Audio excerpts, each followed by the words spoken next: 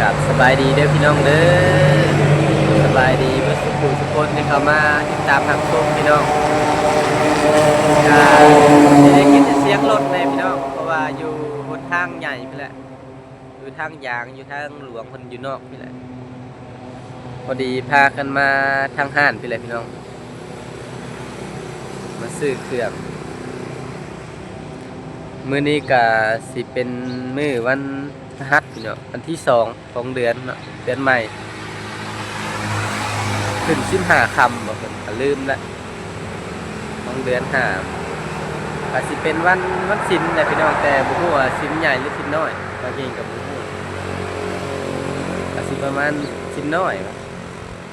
พอดีสิพากันไปใส่บาตรพี่น้องมาซื้อเครื่องใส่บาตรไปทำบุญมื้อนี้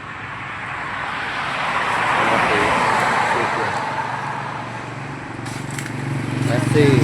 อยู่ห้านหน้าทางพี่แหละเทียนมีบ่มีก็เอาซื้อเครื่องใส่บาตรก็สิมีเสียงรถเสียงหยังแน่คำทางรถน้องอีก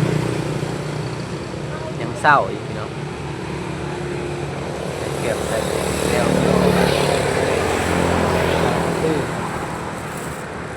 ซื้อขนมซื้อน้ำเลยพี่น้อง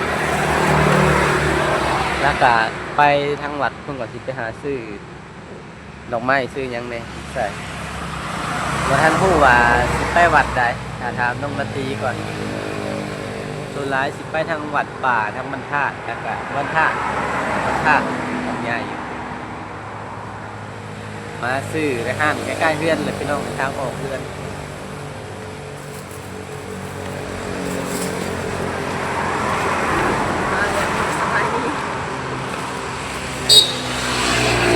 มีขนมแล้วก็นม เอลซี่ เนี่ยถ้าสิไปแก้ใส่อยู่วัดมึงอะไร ไปวัดได้แบบ วัดป่า วัดป่าได้ไหมมาฮอดวัดแต่พี่น้องคนกะบ่ทันมาปานใดพี่น้องมาก็คือสิบ่หลายเนาะเพราะว่ามันเป็นวันศีลน้อยนะมันบ่คือแบบวันออกพรรษาบ่คนปีใหม่ลาวบ่ก็สิหลายแน่แต่อันนี้ส่วนหลายคนสิไปเวียกไปงานเบิดมันสิไปเฮ็ดเวียกเบิดส่วนหลายเพิ่นสิบ่พักงานซำนี้ทางบริษัทเพิ่นก็บ่พักให้เอาสิพักก็บ่ได้เด้อพี่น้องพักกะหลายมื้อติดกันกะเพิ่นก็มีปัญหา มันอยากไล่ออกแล้วเฮาขาดเวียกขาดหยังหลายส่วนหลายถ้าเป็นวันสิ้นใหญ่บ่แบบวันออกพรรษาบ่เพิ่นก็สิพักให้ประมาณ 2-3 ชั่วโมงนี่แหละเฮาก็มีเวลาได้ใส่บาตรฮอด 7-8 โมงเช้าแล้วก็ได้พาไปเวียกคือเก่าวัดป่าพี่น้องสมชื่อวัดป่านะเข้าไปมันสิมีแต่ป่าส่วนหลายเพิ่นสิมาจำศีลหรือว่ามาสมโภชพระสิมาอยู่นี่หลายทุกคนพี่น้องเพราะว่ามันเป็นป่าเป็นหยัง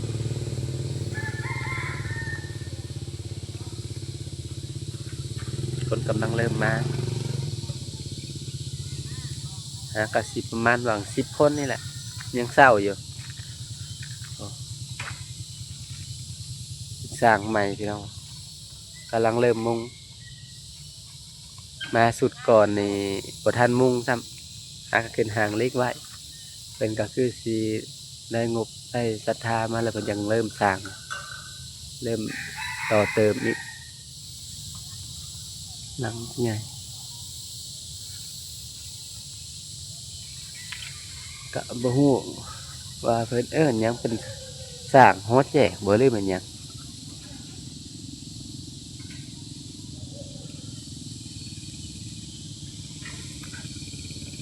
หลังมักใหญ่พี่น้องกำลังมุงโครงเล็ก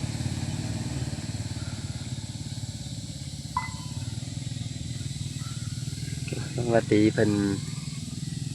ไปเตรียมเครื่องใส่บาตร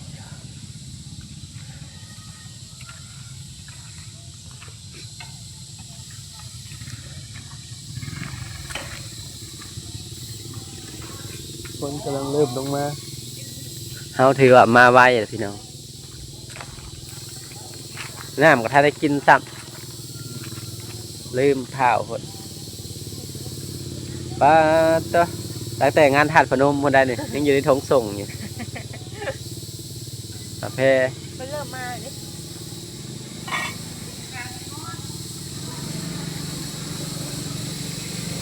มันด้วยกระดาษ ใส่กะทำที่นี่เลยพี่น้องกะยังเศร้าอยู่ตอนนั้นยังกระทันในสุกทันยังซ้ำ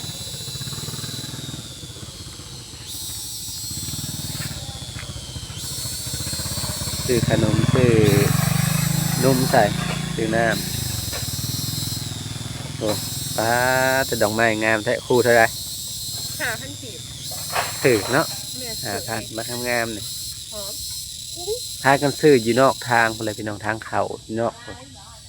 แล้ว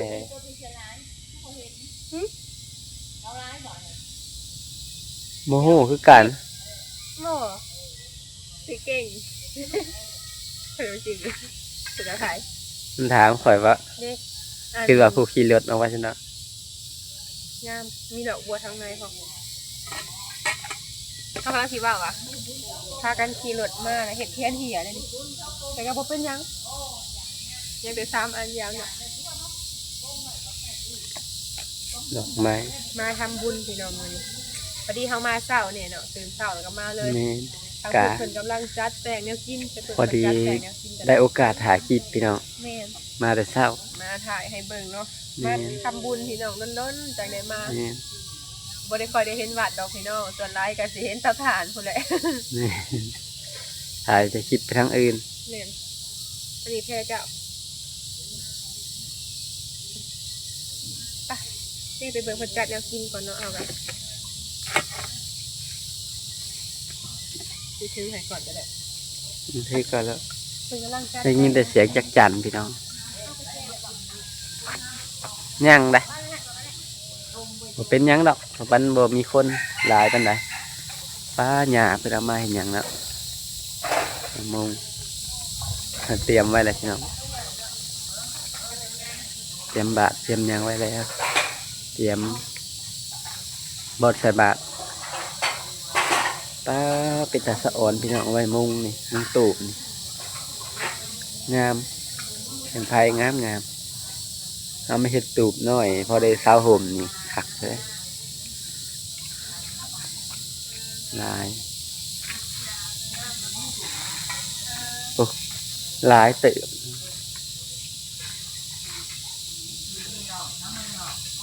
มันลายร้อยไผ่เติบ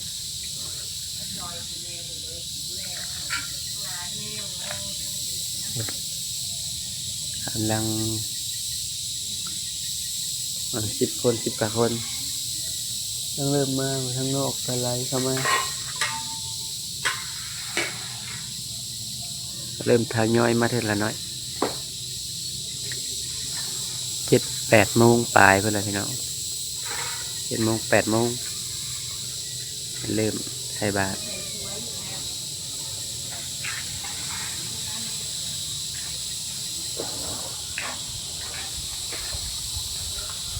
ทางไปห้องน้ำ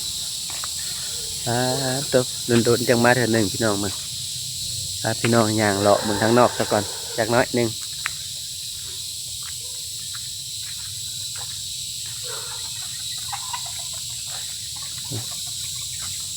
ยังมีแต่เสียงจักจั่นเสียงแมงอีเป็นป่าพี่น้องลาเพิ่นมาสมโพธิพระมา3 ชิ้นนั่นสิมีห่มมีหยังให้เศร้า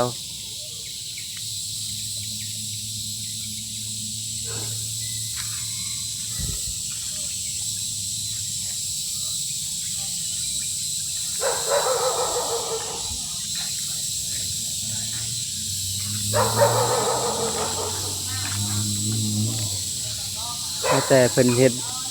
ตั้งเต้นตั้งหยังป้าไว้เลยพี่น้องเป็นโบได้กู้เลย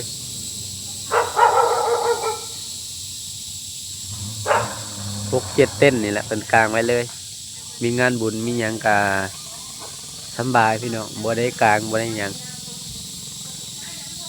แล้วก็แบบอยากก่อสร้างบุกสร้างหยังก็สำบายมีแต่มากเต้นออกซื่อๆเพราะว่ามีเต้น ขังไว้เราสามารถย้ายเอายามใดก็ได้สบายยามแดดยามฝนเฮ็ดเวียกหยังก็สบายพี่น้องเพราะว่ามันมีเต็นท์กลางไว้แหละเต้นนี้สิเป็นเต้นแบบเป็นถวายให้พี่น้องถวายให้วัดเพิ่นมีเพิ่นยังแม่เพิ่นถวายทำบุญ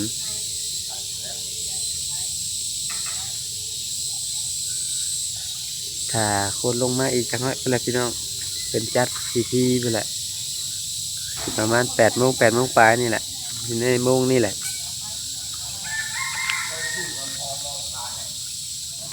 เข้าพิธีแล้วพี่น้องบัดนี้เพิ่นก็สิหลายซำนี้แหละผู้มาก่อนเพิ่นพาไปเวียกก็ใส่ก่อน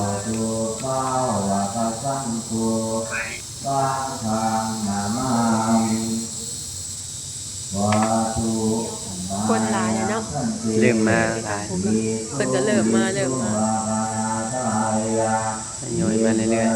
เป็นวัดป่าพี่น้องเพิ่นกำลังสร้างขึ้นใหม่ทางนั้นกันเพิ่นเอิ้นว่าอีหยังเพิ่นสร้างขึ้น ๆก็บ่ฮู้คือกัน บ่อน ฮอด ที่ แจ ว่าก บ่ลืมว่าหยัง บ่อนเพิ่นใส่บาตรนั่นแหละ ฮอดแจกว่าใช่บ่แกเพิ่นเอิ้นหยังครับอ๋อก็บ้านภาษาบ้านเฮามันเอิ้นฮอดแจกแหละแต่ทางอื่นก็เพิ่นเอิ้นหยังเอิ้นกุดบ่ลืม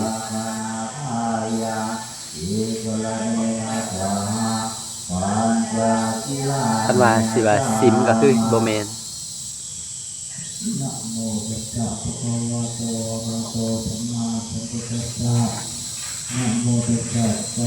สิมาใส่แต่อยู่นี่พี่น้องแล้วก็อยู่วัดใหญ่บรรทัดอีกห้างแน่อันนี้ก็อยู่ในบรรทัดอีกห้างนั่นแหละว่าแล้วกันแต่ว่าเป็นวัดป่าที่อยู่ป่าก็ใกล้สิเบิดแล้วพี่น้อง แฟนเบิดเลย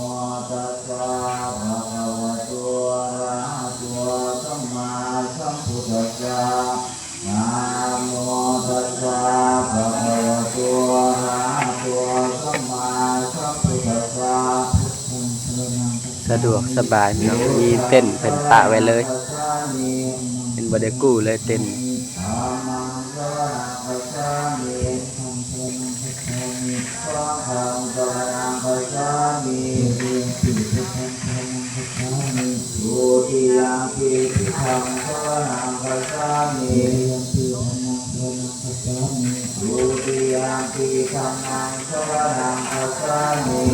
ถ้าเป็นอยู่วัดทางบรรทัดทางวัดใหญ่เพิ่นก็สิหลายกว่านี้คนแต่อันนี้ก็สิบ่หลายปานใด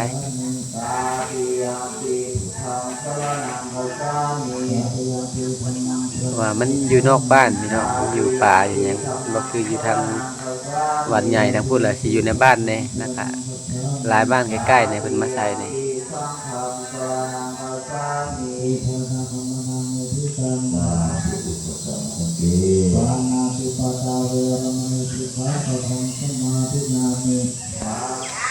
แล้วพิธีพี่น้องพักก็ไปใส่บาตรบัดนี้ตั้งข้าวปลาบุญก็มาคนก็บ่หลายปานใดก็บ่พาปานใดใส่ตามหลังก็ได้ผู้เพิ่นใส่แล้วเพิ่นก็เมื่อก่อนแล้วก็มี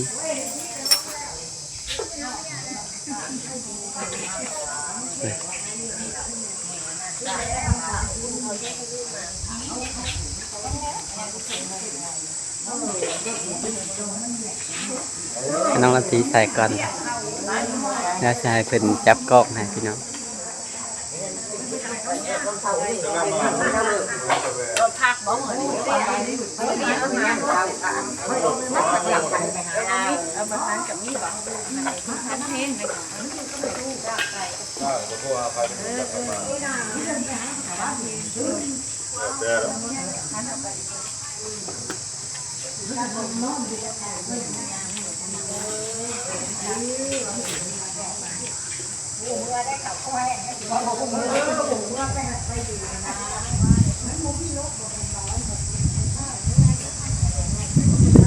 บาทกับสิบหลายพี่น้องเพราะว่า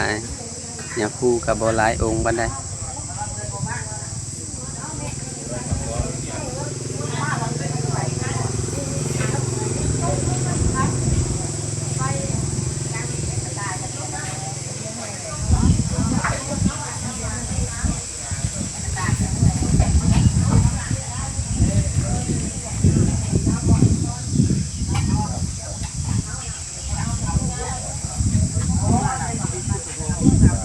ที่อยากลมๆพี่น้องสายมัน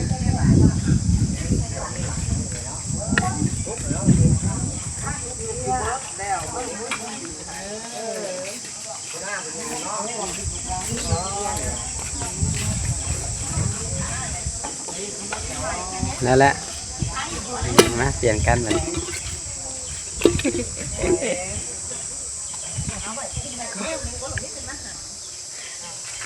ไปบัดนี้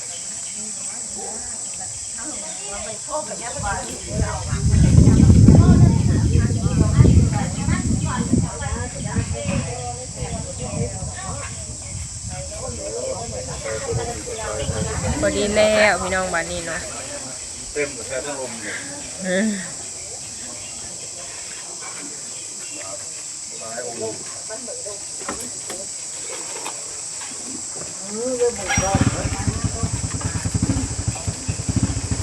งามงามงามงามว่ะ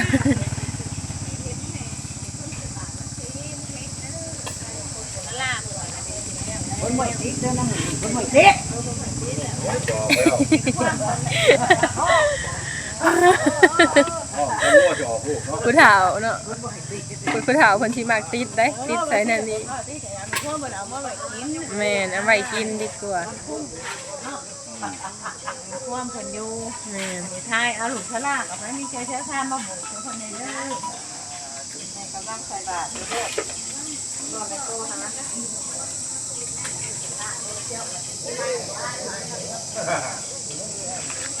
มีแต่บ้านเดียวกันพี่น้องอยู่ใกล้กันไปซื้อไม้น้ำเพลินอันนี้เรียบร้อยแล้ว ขอโมทนานำเหนียวเนื่อง แล้ว โมทนาปัจจัยหาจิตตังเก็บสาธุจัตโตเป็นงานกาจิตใจตลอดปลอด กะ ภัย บ่ร้ายปานใดพี่น้องเพราะว่าวันศีลเพิ่นกะส่วนหลายถ้าสิมีคนก็ออกพรรษาหรือว่าเข้าพรรษาเนาะ ทางนี้เพิ่นหาเฮ็ดใหม่สร้าง แม่น กันมาสร้างมาเพิ่น เพิ่นหากับ ปัจจัยอยากโบกอย่างหยังอยู่ แม่นมีปูนมีหยังก็ได้พี่น้องบ่ว่าจะโบกแบบหินทรายหรือว่าดินก็ได้ ได้เบิดทุกอย่างพี่น้องทำบุญเนาะถ้าพาอยู่ใกล้หรือว่าอยู่ไกลพี่น้องก็ได้เบิดเด้อ ผู้ พี่ ส น้อ ร้าง ง เอ้ย เพิ่นอยู่ทางเทิง ได้บุญนำกันเนาะเด้เพิ่นกำลังมุงกระเบื้องแม่นบ่ปูกระเบื้องเนาะทางเทิงหั่นนะพี่น้องเด้สิเป็นวัดป่านาคาบ่นาคาประมาณนี้เพิ่นว่า สานาคา ยังมีโบกพี่น้องต้องมีปูนแล้วก็ โมทนา แค่ทรายนั่นแหละเนาะหลักๆเลยก็คือปูนพี่น้องเพราะว่าเพิ่นสิเอามาโบกเด้เพิ่นว่าถ้าใครมีใจศรัทธาก็ซอยเข้ามาได้เด้อพี่น้องบ่ว่าสิเป็นทางใดก็ได้เนาะบ่ได้อันยากพี่น้องทางใดก็ได้เอาบุญนำกันพี่น้อง ท่านได้มีหยังพอเงียบบ่หยังท่านได้มี แม่ยังบ่ทันมี มีแต่ได้มุ่งทางเทิงไว้เล็กยังบ่ดอก โดยถ้าว่าเฮามีพอซอยได้นี่ก็โอ้อยากซอยเลยพี่น้องแบบอยากทำบุญเนาะทำบุญพี่น้องเอ้ยเด้สร้างเพิ่นก็ลงมือมุงกระเบื้องทางเทิงบ้านเฮาสิเอิ้นว่ากระเบื้องบัดว่ากะโล หรือเป็นหยังล่ะ จักคือสิแม่นเนาะอยู่ที่วัดป่าใกล้กับบรรทัดนี่นะพี่น้องแต่ว่า บ่ไกลกันปานใดแต่ที่สิเป็นป่า แม่นอยู่ใกล้ป่า ก็ ใกล้ เดี๋ยวนี้ก็ สา เริ่ ย ม บุญ สิบ่เป็นป่าเลยพี่น้องออกไปนี่ประมาณ100 กว่าเมตรก็หรือ200 เมตรก็ฮอดบ้านไสบุญ โดย และก็เป็นดินจัดสรรตามใจต่อหนาวไปนี่ก็สิ แม่น เจริญล่ะ เด็กแปนพี่น้องทางนี้ก็ออกไปบาดไซบุญพอแหละ เป็นทางเพิ่นบ่ได้ปิดนะเป็นให้เที่ยวไกลไปไกลมาเพิ่นเบิ่งเอา แม่นกลับ ถือว่าดีแหละถึงแต่ว่าเฮาสองคนก็สิพากันกลับกับพี่น้องบ้านนี่ โดย ใส่บาตรแล้วแหละมาทำบุญนํกันพี่น้อง โดย โดยสำหรับคลิปนี้บ่เก่งก็สิขอตัวจบคลิปลงเพียงเท่านี้เด้อพี่น้องเด้อ โดย เป็นอย่างไรก็ฝากติดตามรับชมพวกเราทั้งสองคนนี่เด้อ โดยสำหรับคลิปนี้ขอกล่าวคำว่าสวัสดี โดยสบายดี